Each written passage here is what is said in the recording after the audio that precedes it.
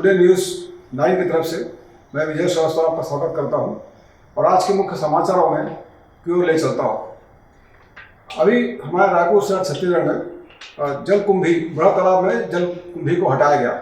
ये हर 2-4 साल में लाखों रुपए खर्च करके निगम द्वारा ये कार्य किया जाता है। काफ़ी जलकुंभी था, उसे हटाया गया है, तो खैर सराहनीय कार्य है।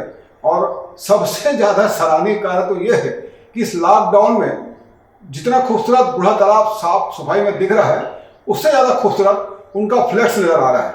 बूढ़ा तालाब के चारों तरफ से उनका फ्लैक्स बहुत ही अच्छा, सुंदर और खूबसूरत नज़र आ रहा है। अच्छी बात है, काम का तारीफ भी होना चाहिए और मालूम पड़ना चाहिए कि किसने किस तरह से काम किया है।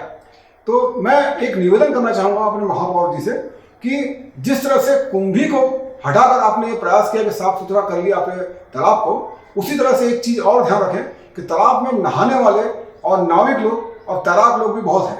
अगर हम इसको शुरू से ही ध्यान रखते रहें कि थोड़ा भी कचरा या जल कुंभी उसमें दिखाई दे तो उसे हम लगातार अगर हटाते रहें तो ये ज़्यादा अच्छा काम होगा।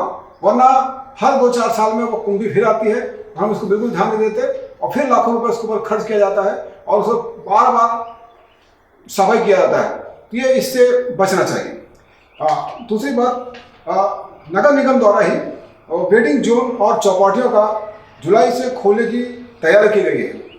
चौपाटी में महिलाओं की गृहिणियों के लिए विशेष रूप से आनंद मेला की तरह स्वादिष्ट व्यंजन बनाकर बेचने की तैयारी, उन्हें आत्मनिर्भर बनाने की यह योजना पिछले 2 महीने से रुका हुआ था, जो अब अमल में आने वाला है।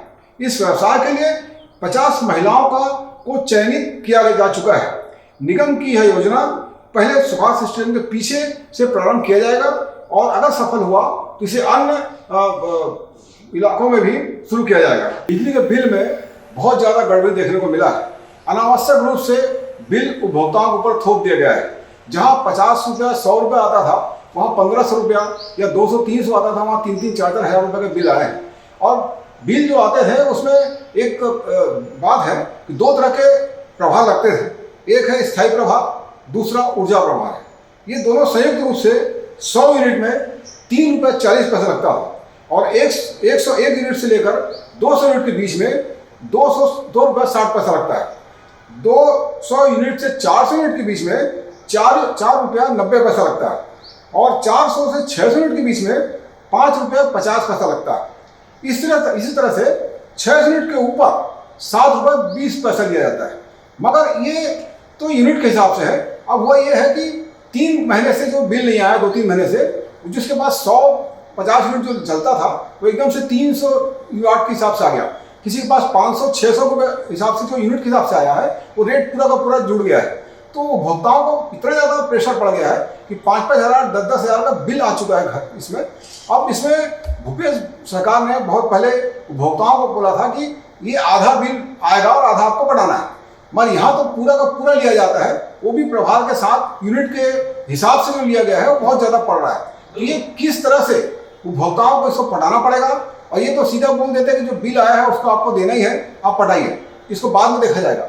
मगर आप बाद में देखेंगे उपभोक्ता क्या करेंगे। इस समय लॉकडाउन का समय, किसी के पास पैसे नहीं है और 100-200 रुपये 500 रुपया हो तो अलग बात है, मगर जिसके पास अनावश्यक रूप से 1500, 3000, 5000 का जो भार पड़ रहा है उसका क्या होगा।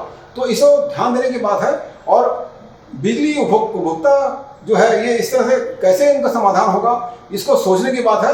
इसके ऊपर गौर करें और इसका समाधान निकालें। बस यही मैं कहना चाहूँगा, ताकि उपभोक्ताओं को आसानी से पैसा पटाने में दिक्कत ना हो। धन्यवाद।